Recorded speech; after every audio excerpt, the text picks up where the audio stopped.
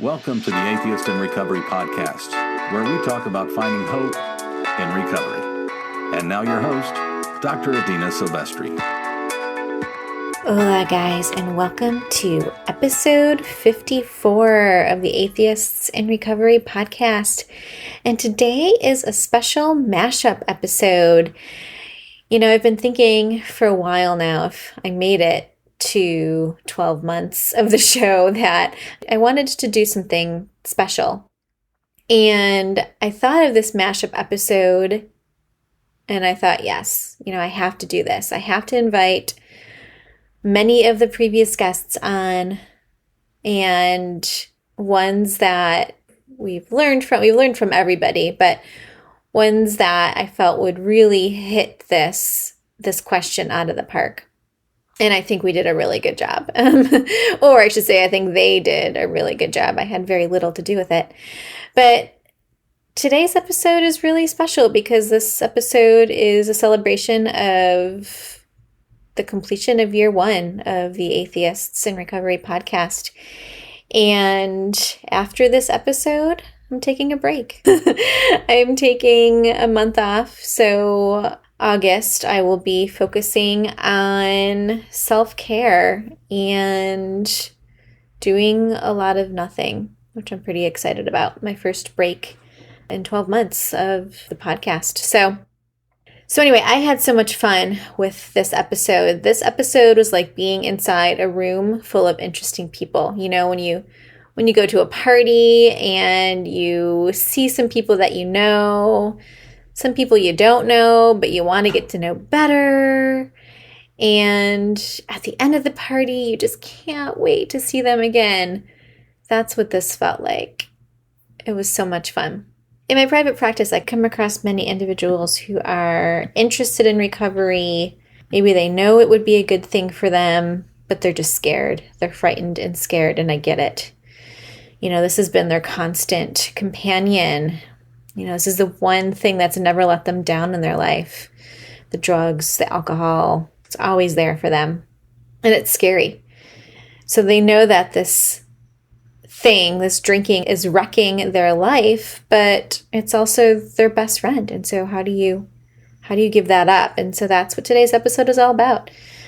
Today's episode is titled The One Thing You Wish You Knew in Early Recovery. So we had 15 guests come on, create an audio message answering the question, and then I come on after each clip and I share a little reflection. Okay, guys, here we go. Edina, happy 1-year anniversary. I was delighted to hear you were starting a new recovery podcast. It's such a great medium for sharing recovery and finding others in need. So way to go. It was glad to participate. I'm Joe C. of Rebellion Dogs Radio. I'm the author of Beyond Belief, Agnostic Musings for 12-Step Life.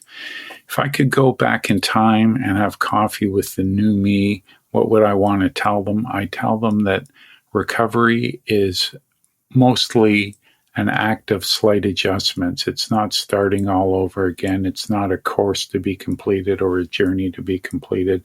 When an airplane leaves LAX on its way to LaGuardia, somewhere along the way, it's going to be off course. And the pilot doesn't fly all the way back and start over again. They make a slight adjustment. And so many times I felt like I had to start all over again in recovery, where really I was too chaotic. I needed to get to the middle. I was too rigid. I had to get to the middle, too focused on the past or the present, back to the middle. Anyway, look forward to another year. I've never missed an episode. Josie, thanks so much for the kind words. And I love your example of the airplane flying and how it relates to recovery, and that you don't have to start all over, that you can just make slight adjustments. I love that analogy, and I think that's so true, especially for the guys that I work with. It's so disheartening to think that if you slip up or something isn't working well in your recovery, that you have to start over, and it's just not true. So thank you so much for that, and I hope you're well. I think the thing that I would have liked to know in early recovery was how much the work that I was doing, which was really hard and not always enjoyable, was going to pay off as I moved forward in my recovery journey, and how much that was going to mean for my relationships with family and friends and all of the new relationships I was going to have because of that work that I did in early recovery. Tom Bannard, thank you so much for coming on. And that's a great tip. Wishing that you knew that all of your hard work would pay off. Yeah, I guess that is sort of akin to having hope. It's hard to have hope when you are so far from the quote unquote finish line, when the work is so tough and you just want it to be over with. And so, yeah, I love that. I love that tip. And then, knowing that once you are on your way on the recovery journey, have a foothold or two, and knowing that it's going to just pay off in dividends to the other arenas in your life, like the family and friends that you mentioned. So, all right. I hope you're well. Hello, Barry Cohen. How are you? Hey, this is Barry Cohen. So the one thing I wish I knew early in sobriety is that to have the recovery I wanted, I needed to work all 12 steps as outlined in the big book with someone who had done the same and could help me do the work. I didn't know that process would provide me an experience that gives me access to a power greater than myself that would solve my problems. When drinking still worked for me, it was a spiritual experience. I didn't know that's what I was looking for. I fought spirituality when I came in, and I thought I just needed to stop drinking. But without alcohol and without connecting to a higher power, sobriety was a lonely, scary place. The pain of my alcoholism started when the drinking stopped. I wanted to understand the steps before I did them, but trying to analyze them and figure them out only prolonged my misery because my spiritual growth doesn't come from education or religion. Lack of knowledge wasn't my issue. I lacked power. I couldn't access the power to heal myself. To begin to connect, I would need to lay aside my prejudices and just be willing. I don't need to understand God for this to happen. As a matter of fact, if God is small enough for me to understand, then he isn't big enough to help me. Working the steps is uncomfortable at times, but that passes. I prolong my pain by not working them. I wish I knew that. I thought that being an addict was always going to be a weight to drag around, but the life I have in recovery continues to get better, more joyful, and more peaceful. So I appreciate you coming on and answering this question about what you wish you knew in early recovery. And I do think that 12 steps work for a lot of people. And so, being able to fully commit to the 12 steps and also knowing that without alcohol and without a higher power, you were really left with nothing. And needing that connection to a higher power, it really helps you. And I think that's going to resonate with a lot of people who don't even want to try the 12 steps because of the God thing. Maybe now they'll look at it differently, or maybe they'll be more open to going to a meeting after listening to your message. So thanks again. My name's Liv from Liv's Recovery Kitchen. Gosh, this is a really difficult question. What's the one thing I wish I knew in early sobriety? There are multiple answers, but if I was to give one, it would be that recovery is fluid. What I mean by that is your needs change. So what you need in early recovery, for example, I needed structure, I needed guidelines, I needed an immediate community, I needed a program of recovery, and I found that in a 12-step program. But as I progressed, I needed less structure and rigidity, and I needed to be able to grow and not feel constrained in any way. So I had to find my own pathway. But I felt a lot of shame around that because you're often told that this is something you should do for a lifetime. So I would encourage anybody in recovery to know that your needs will change and that that's okay. Hey, Liv.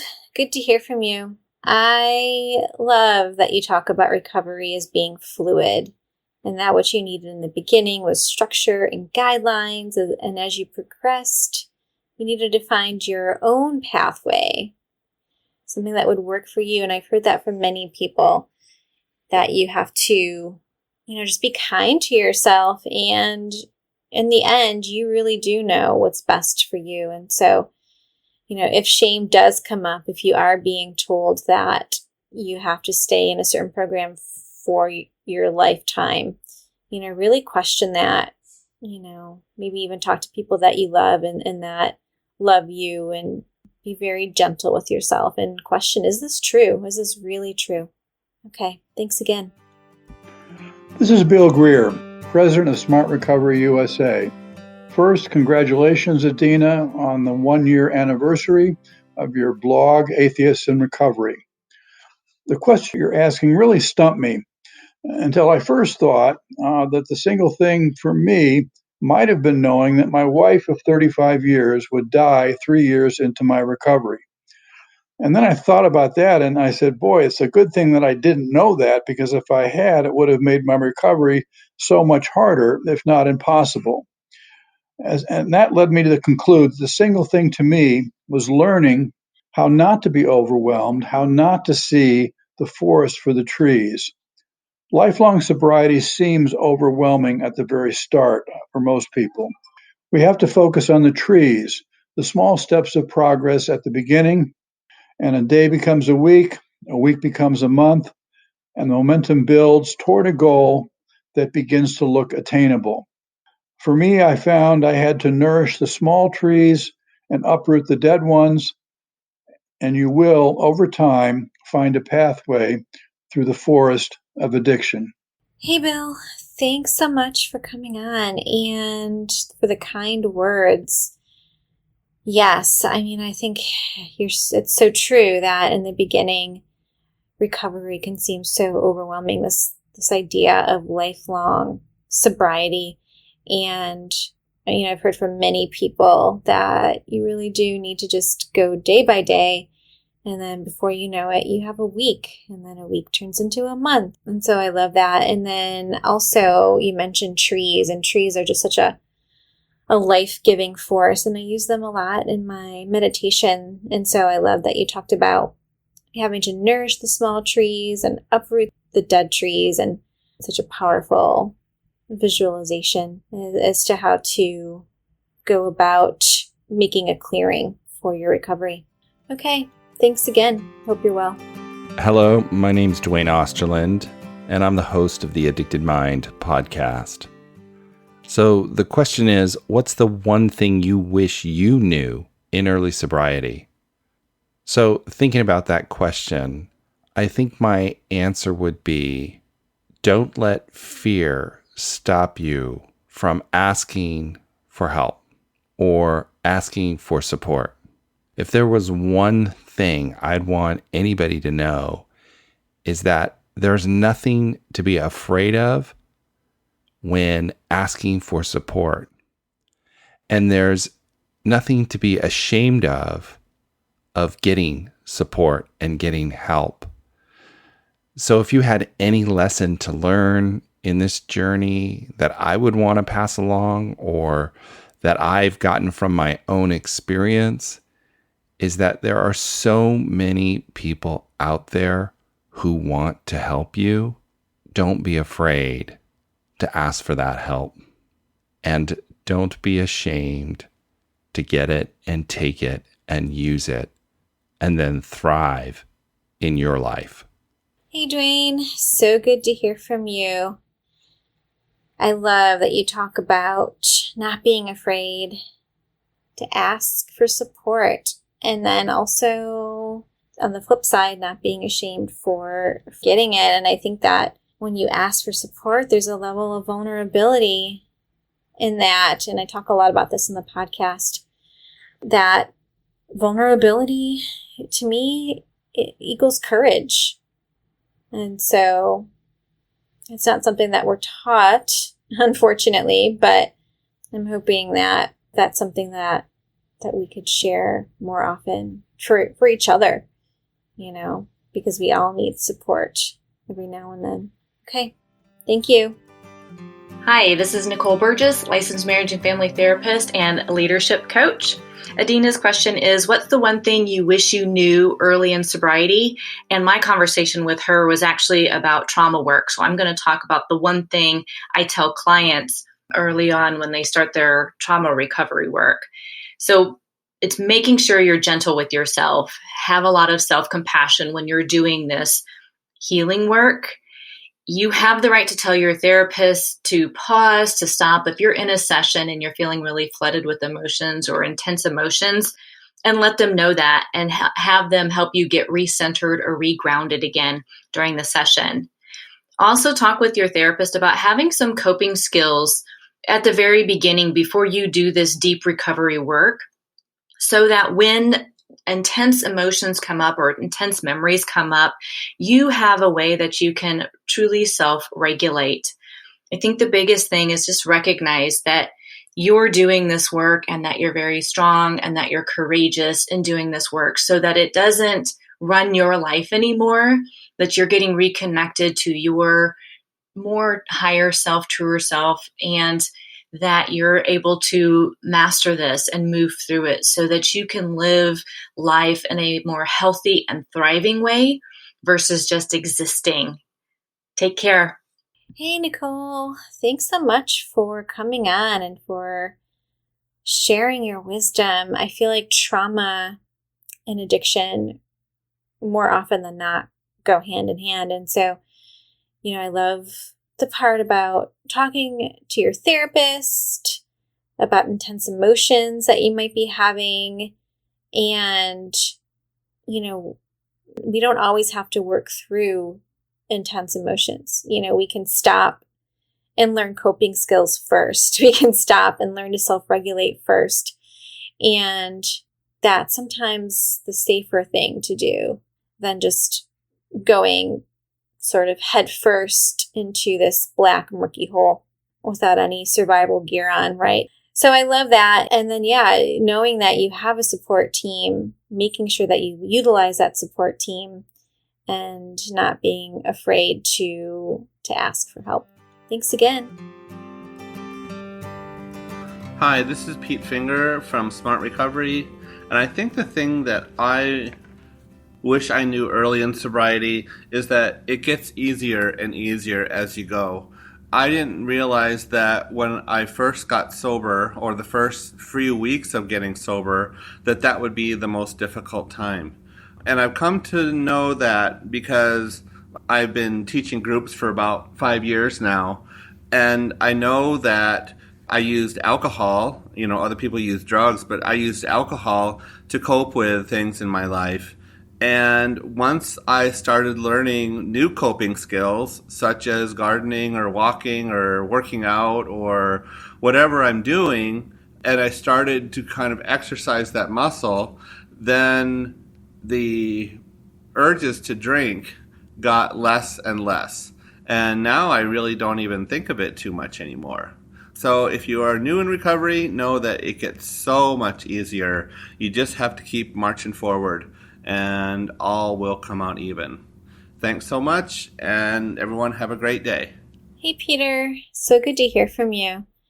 Yeah, I love that you talk about just knowing it gets easier as you go, and then also having new coping skills to replace the old coping skills, so that alcohol was one of yours. And so now you're doing gardening and all these other things to replace that old coping skill. And I think that's so important.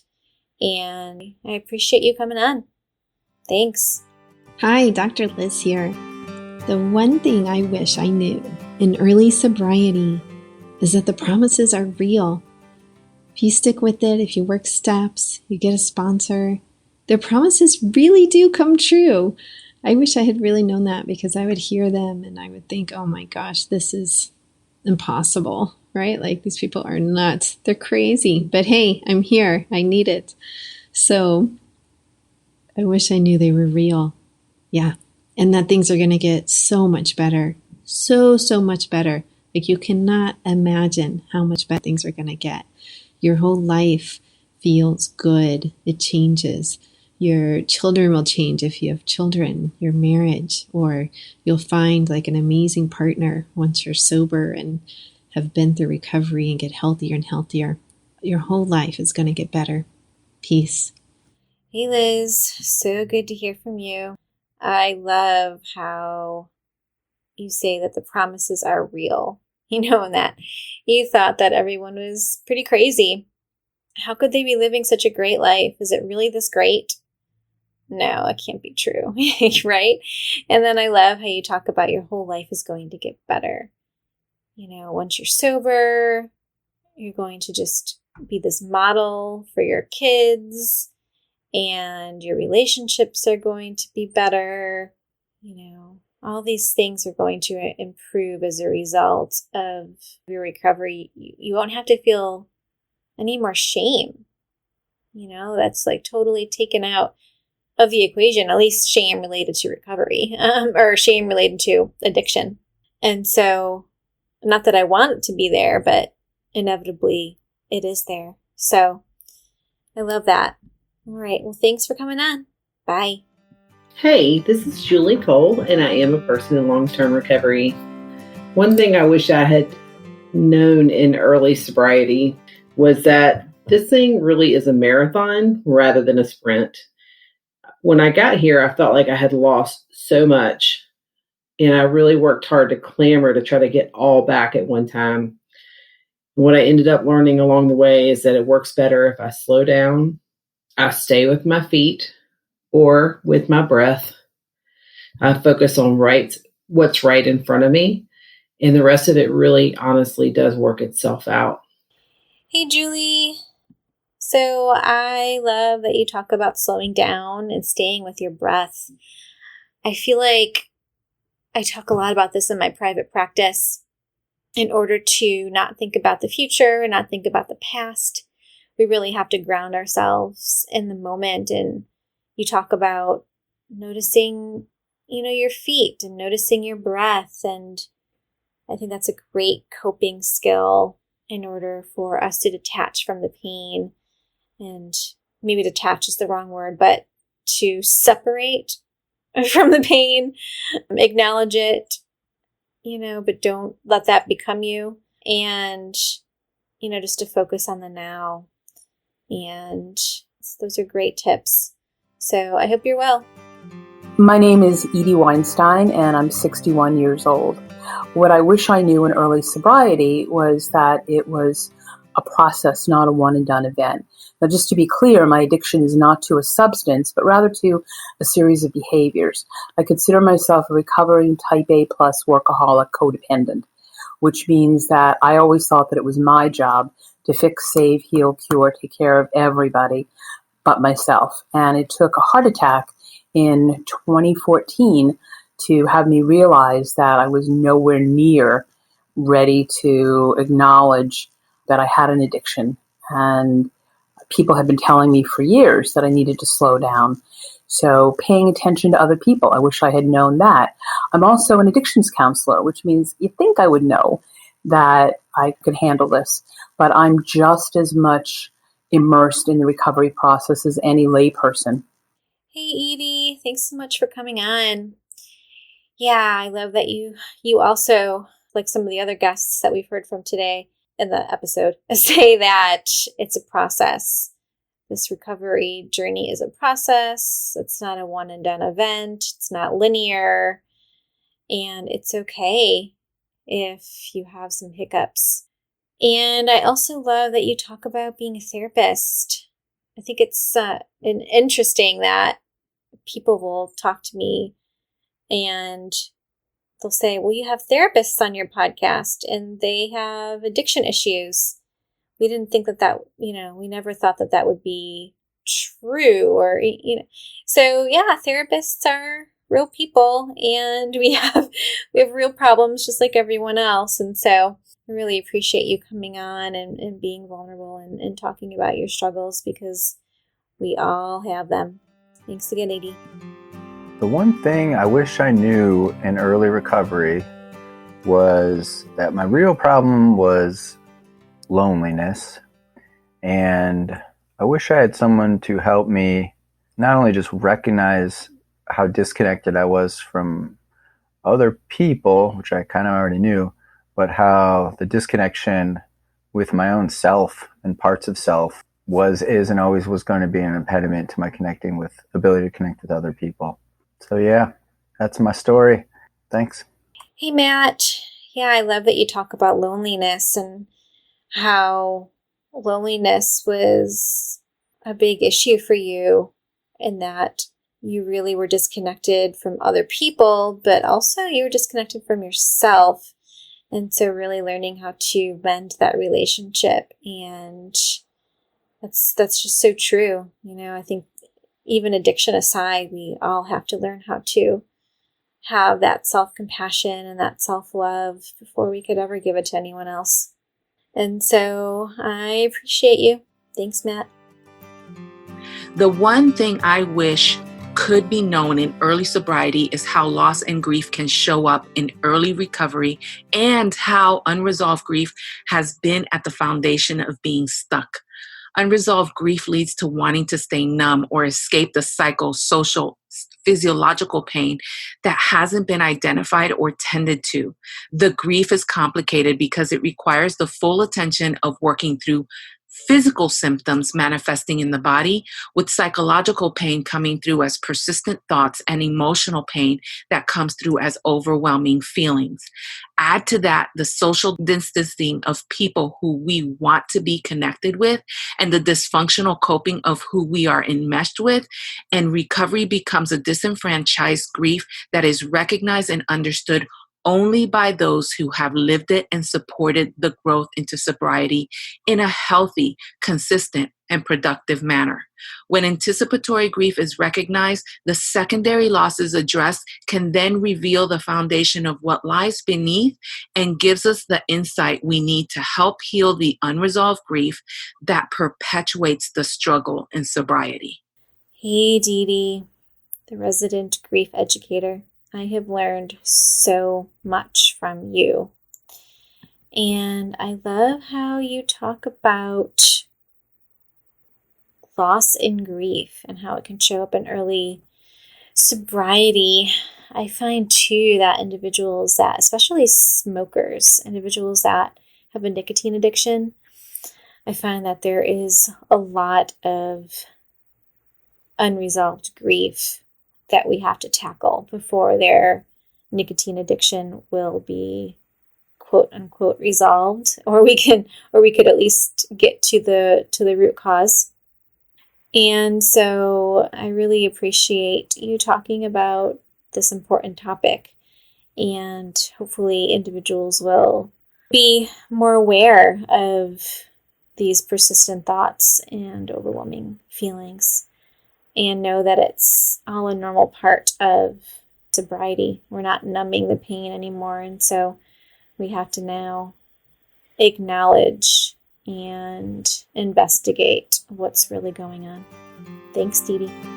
Hi, my name is Chris Marshall from Austin, Texas. I'm the owner and founder of Sands Bar, a sober bar.